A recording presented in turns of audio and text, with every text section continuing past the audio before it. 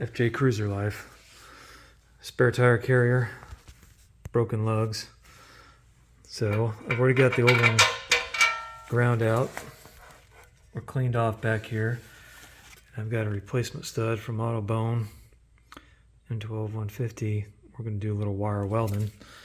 Put her in there, you know, these with the shoulder on them, because I couldn't really find the original ones like that to put back in.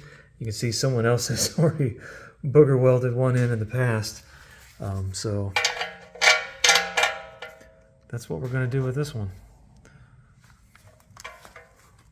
And I got one that's just a shade longer than what the stock one was, but personally I'm kind of okay with that. Just because it makes getting the tire up on there a little easier sometimes. Let's weld.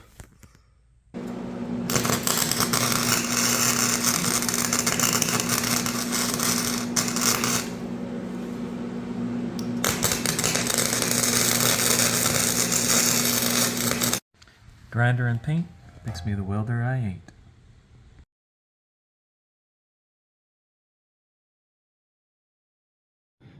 If I had it to do over again, I would probably go with the shorter of those two wheel studs, just because it makes getting the lug nut on there a little easier.